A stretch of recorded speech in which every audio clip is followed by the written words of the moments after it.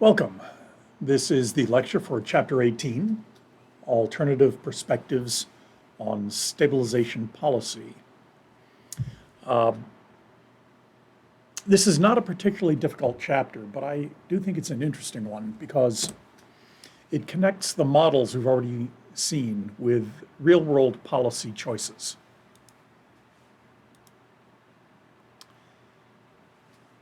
Even though the aggregate supply, aggregate demand model suggests the simplicity of stabilization policy. In practice, the benefits of government stabilization policy are less clear and its complications are much more obvious. So this chapter addresses two key questions. First, should policymakers try to stabilize the economy, or should they be content just to do no harm? And second, should policymakers commit to a policy rule or make policy decisions on a case-by-case basis? Now, to answer these questions, we first have to answer two other questions. How would the economy perform in the absence of government attempts at stabilization?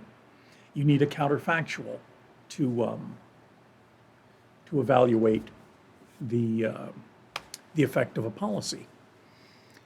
And we need to know how government policies actually affect the economy.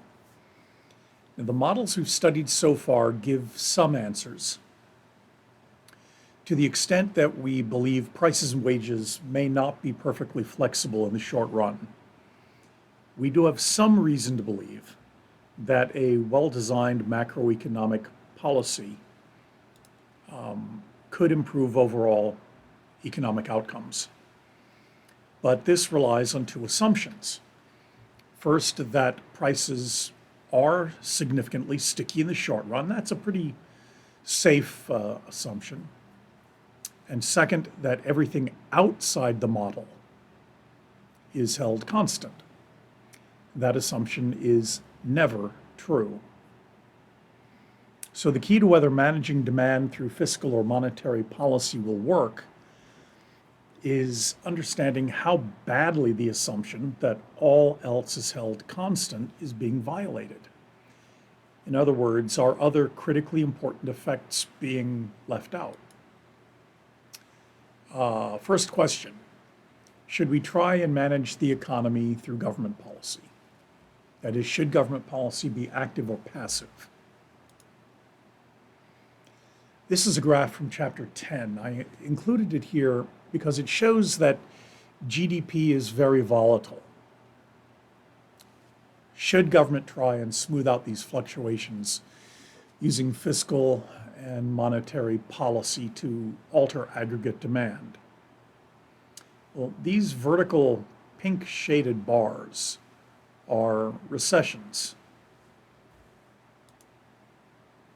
And during a recession, people lose their jobs. The average for these recessions is 2.2 million people. People who argue in favor of an activist government policy to manage the economy say that we should try and reduce some of this suffering. Now, whether that is a laudable goal or not is a normative question. It's a political question. It's not an economic question. However, in the United States, really all developed countries, politicians have already decided to varying degrees that the answer is yes, we should try. Now, whether those policy interventions will work or not, or even end up being destructive, that is an economic question. Economists disagree on whether active government economic intervention will, on net, make things better or worse. But we pretty much all agree that understanding the full effect of government economic policies is extremely complicated. Economists who follow the new classical school tend to believe that prices and wages are mostly flexible. And so usually stabilization policy will only make things worse by distorting prices. They believe that fluctuations arise either as an efficient response to shocks in the economy. This is the real business cycle view of the macroeconomy. Or they believe that they're caused by the information problems of the imperfect information theory of short-run aggregate supply. Since they believe that prices are mostly flexible, their presumption is that markets do a good job at allocating goods efficiently. And there would only be room for policymakers to improve on that situation if they were better informed about economic shocks to the economy than are the individuals responding to those shocks. There'd be no way for policymakers to improve economic performance unless they have an information advantage. And the rational expectations theory says they never do. On the other hand, if prices and wages are very sticky, as Keynesians tend to believe, then the theoretical case for intervention is much stronger. Even so, some Keynesians are skeptical about attempting stabilization policy. There are a lot of practical problems associated with economic stabilization, in particular, the time lags that are inherent to the political process. First, it takes time to recognize the shocks that hit the economy and then to decide to take action. If policymakers can't recognize shocks any more quickly than private individuals can, then there can't be any benefit to stabilization intervention because the economy will naturally adjust before a stabilization policy could be enacted. And even after a shock has been identified, it's going to take time to change monetary or fiscal policy. This is generally called the inside lag. It's more important for fiscal policy than monetary policy, since a change in monetary policy only requires a decision by the Federal Reserve or the central bank more generically. But a change in fiscal policy requires agreement and action by the political branches, and they tend to move more slowly. Then there's an outside lag, meaning the time it takes for the policies after they've been implemented to actually have an effect. Fiscal policies usually affect spending directly, and thus modify aggregate demand quickly. So fiscal policies tend to have a small outside lag. Monetary policy tends to have a long outside lag because monetary policies affect aggregate demand more indirectly. Changes in the money supply filter through the interest rate and then to changing investment. The presence of inside and outside lags make active use of fiscal and monetary policies more difficult. Now, that doesn't necessarily mean they should never be tried. There are some policies designed to keep GDP close to the natural level without direct action by policymakers. These are called automatic stabilizers. When the economy's in boom times, tax revenues go up, and transfer payments, such as unemployment insurance, other welfare benefits, go down. And the opposite occurs when the economy is in recession. Now, why is the income tax an automatic stabilizer? Well, each person's tax bill depends on their income. In a recession, average incomes fall, so the average person pays less in taxes. It's as if the government automatically gives people a tax cut in recessions. Unemployment insurance. That, in a recession, people who become unemployed experience a fall in their incomes and therefore reduce spending, which further reduces aggregate demand. Unemployment insurance reduces the reduction in people's incomes for people who become unemployed. So it helps to reduce the drop in aggregate demand in a recession. Welfare does essentially the same thing. These effects are referred to as counter-cyclical because they act counter to the business cycle.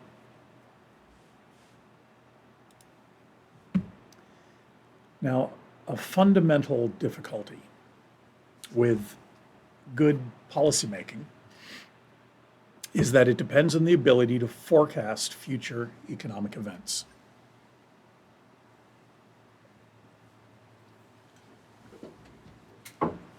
Now, the large-scale macro models we've discussed do help some, since they help predict the behavior of some economic variables, given all sorts of assumptions about the future path of the exogenous variables in those models. But many events that have, that have a large effect on the economy are inherently unpredictable. Iraq's invasion of Kuwait in 1990, the terrorist attacks of September 11th, 2001, these had very large economic effects, but there is no economic model that's going to be able to predict them. Now, we do have attempts at predicting the economic future. One is the Index of Leading Economic Indicators. It's designed to predict the short-run economic future. This is annual growth rates of real GDP and the Index of Leading Economic Indicators for the 1960s. Red is the index, blue is GDP. And it's fairly obvious that although there is some positive correlation between the two, the size and even the direction of the change in the index is a very noisy predictor of future real GDP. Here is a similar graph for the 1970s, 1980s, 1990s. The patterns are similar. The Index of Leading Economic Indicators, it's better than nothing. It's not worthless. It does predict the future of the economy some. It's just not great, bluntly. Here's a particular example of the difficulties in forecasting. This is a graph of the predictions of unemployment rate during the 1982 recession. The predictions are in green. The actual unemployment rate is the red line. And each green line segment represents the median of 20 forecasts made at the time. The first three forecasts all failed to predict the severity of the recession. Each shows unemployment falling after a quarter or two, when the unemployment rate actually kept rising. And the last three fail to predict the speed of the recovery. The point here is that forecasts are often not very accurate. From another perspective, they can't be. If economists could reliably predict the economic future, then economists would all be billionaires. And last time I checked, we are not. So opponents of activist economic policy emphasize that without accurate forecasts, policies that act with uncertain time lags may end up not stabilizing the economy, they may destabilize the economy. And trying to manage the economy, those policies won't just fail, they will be actively destructive. These are quotes from the great Irving Fisher at the start of the Great Depression. He was very wrong. Here's another one. This was printed. Last week's decline was a huge correction, but it was needed very, very badly. Now I expect the market will be flat for a while. This was printed in the Wall Street Journal on Monday, October 19th, 1987. This is also what happened on Monday, October 19th, 1987. It was called Black Monday. It was called that because all of the 23 major world stock markets crashed on the same day. They lost between 11 and 45% of their entire value. The worldwide loss was something between 1.5 and $2 trillion.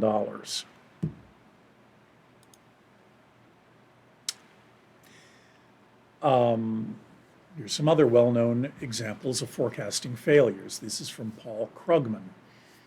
To fight the recession, the Fed needs, he's referring to the 2001-2002 recession. To fight the recession, the Fed needs more than a snapback. It needs soaring household spending to offset moribund business spending. And to do that, as Paul McCulley of PIMCO put it, PIMCO is one of the major investment firms in the world. Alan Greenspan needs to create a housing bubble to replace the NASDAQ bubble. The NASDAQ bubble was the tech stock bubble of the early 2000s. Well, a housing bubble did develop. It's not entirely clear that the Fed caused it. That's still debated. Alan Greenspan was chair of the Fed at the time. Here, Dr. Krugman is calling for classic Keynesian stimulus to fight the recession. Now, all speculative bubbles burst eventually.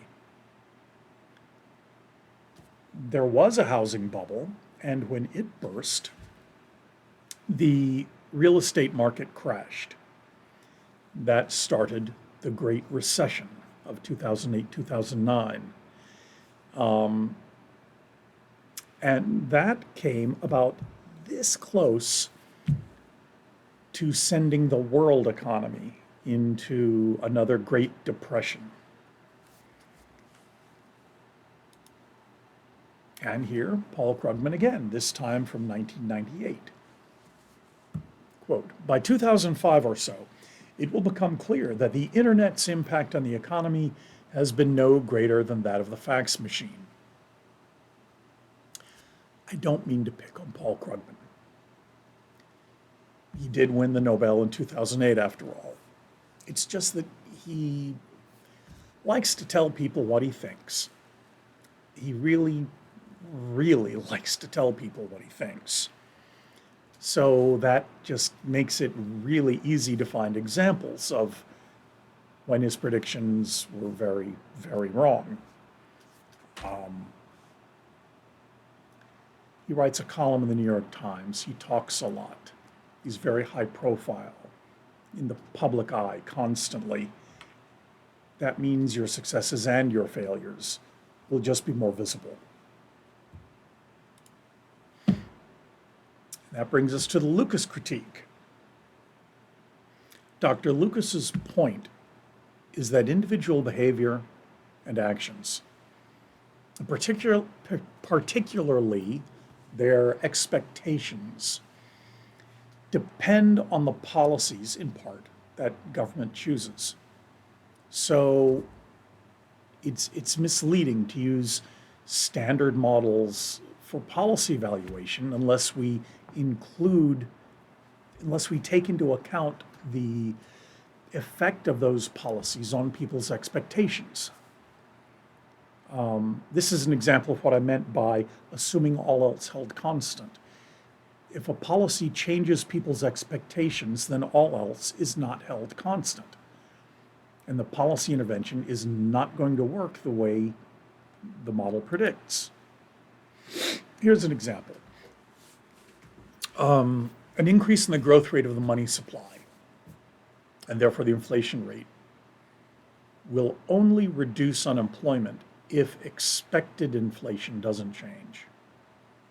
But if the increase in the money supply, the growth rate of the money supply, causes people to expect higher inflation, then unemployment won't fall. Imagine if the economy had been experiencing very moderate and steady inflation for a very long time. And then the Fed came out and announced it was going to start increasing the money supply by 100% every year, a crazy amount. People probably changed their expectations about future inflation. They would increase it to skyrocket. They expect it to skyrocket. So, question one, should policy be active or passive? It would be nice if economic historians could shed light on the effects of past economic policy interventions to see if it's worked in the past.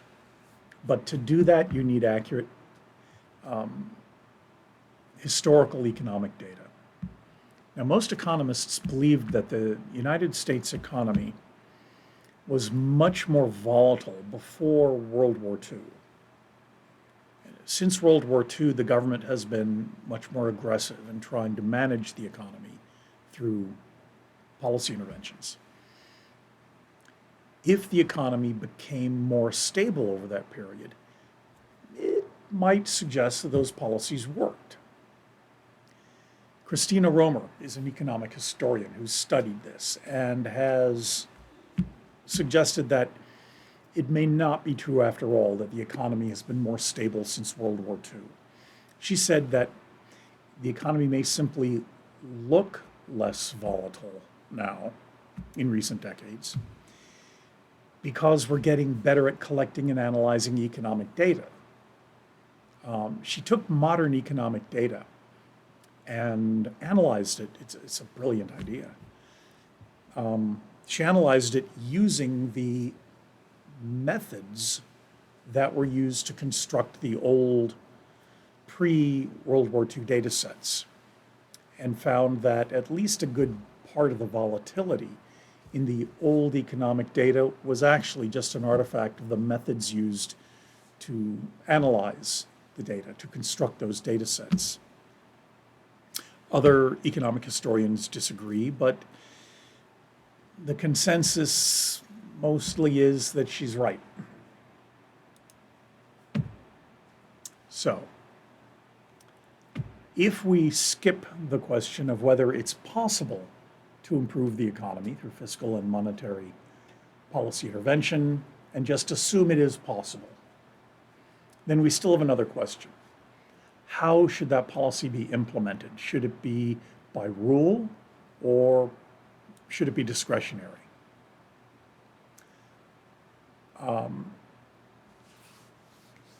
One option is for policymakers to respond to economic changes from moment to moment as they think best at the time. This is called discretionary policy. Another option is policy by rule, where policymakers will announce the decision rule they're going to make in advance and then follow it, no matter what. Now, at first glance, you'd think that discretionary policy might be a better option because it's more flexible. Now, how could limiting policy options improve economic outcomes? Well, actually, there are a number of good reasons for suggesting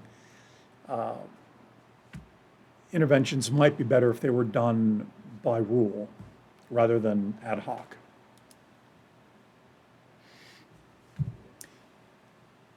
It's unfortunate, but very true, that the policies enacted by governments are not always the best ones for the economy, sometimes deliberately so. The fiction of a perfectly well-informed, perfectly benevolent policymaker choosing the monetary and fiscal policy options that stabilize the economy best.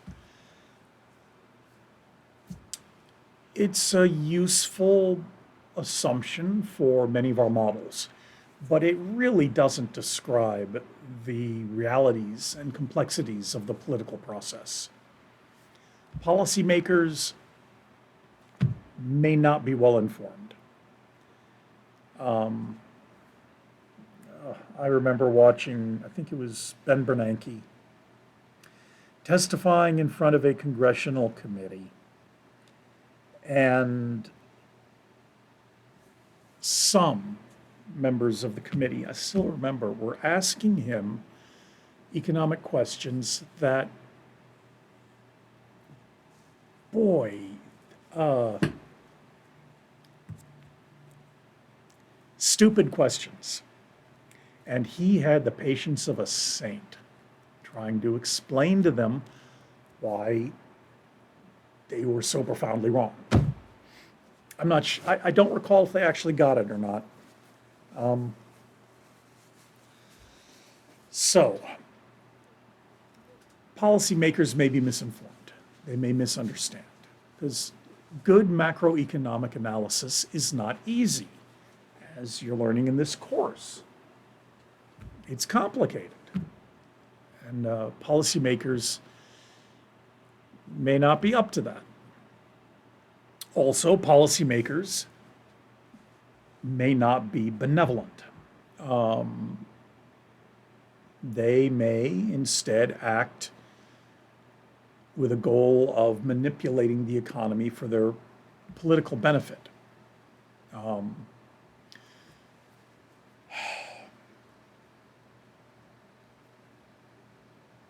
Here's an example.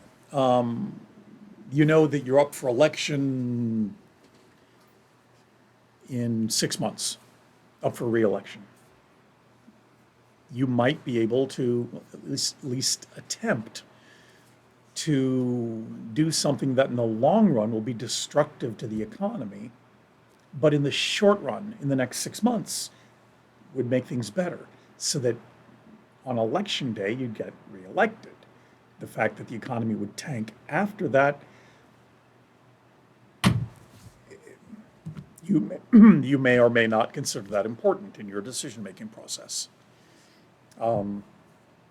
This is called the political business cycle. The economic effects of political cycles expressed through policy changes. Now, another argument against discretionary policy is time inconsistency. The idea is that policymakers may want to change their minds about policy later on, and thus have an incentive, for whatever reason, to break the promises that they made in previous policy announcements. People will understand that these incentives exist, and therefore they will not believe the original policy announcements. Policymakers' incentives to deviate from previously announced policies causes those policy announcements to be not credible. A fixed policy rule is more credible. Therefore, it can manage economic expectations better. Credible commitment is what we call deliberately depriving yourself of the ability to change your mind. So your promises made today will be believed. It's like lashing yourself to the mast or burning your bridges so that you can't change your mind later. Various rules for monetary policy have been proposed. Perhaps the simplest and most famous is Milton Friedman's monetarist view that the growth rate of the money supply should be kept constant. The argument for that rule is that changes in the money supply may be the cause of the business cycle. Think back to the monetary hypothesis explanation of the cause of the Great Depression, which I tend to subscribe to. If the velocity of money is constant, then stable growth in the money supply would avoid output fluctuations. If velocity is not stable, then that policy would not lead to stable output. Most economists believe that the velocity of money is prone to some variation. How much, we disagree on. The more you think it varies, the more you would be in favor of nominal GDP targeting rather than money supply targeting. This way, the Fed would manipulate the money supply to try to keep nominal GDP on some previously announced path. Third option, an inflation target. With an inflation target, the central bank adjusts the money supply to try to keep inflation at some pre-announced target level. Inflation targeting started to become very popular among the advanced countries' central banks in the 1980s. It's not a strict commitment to a policy rule, but inflation targets are usually a range, like between 1.5 and 3%, something like that. And it does leave central banks with significant discretion. It also allows central banks to allow deviations from the target in the face of unusual shocks or circumstances. But even with that flexibility, announcing the rule, announcing the inflation target, and that bank policy will be to keep, as a general policy, inflation in that range, increases the transparency of monetary policy creation, and that makes the policy announcements more credible, which in turn makes them more effective. Now, in the United States, the Federal Reserve, was a latecomer to this approach of inflation targeting. It wasn't until 2012 that the Fed first announced that they would follow an inflation target of, I think it was 2% at the time.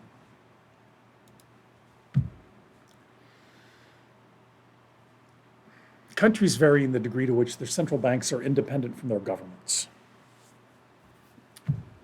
For example, in some countries, a central bank is part of the finance ministry or the treasury department.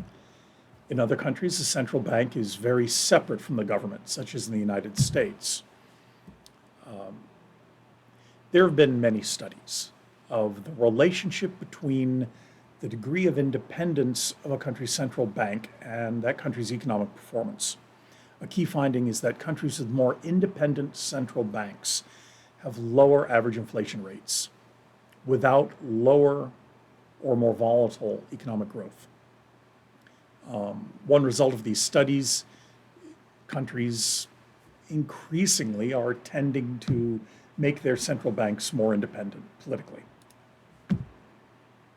Here we can see a graph, one measure, it's an index of central bank independence. Higher numbers means more independent. See the United States there. Against the average inflation rate over, I don't remember the time period.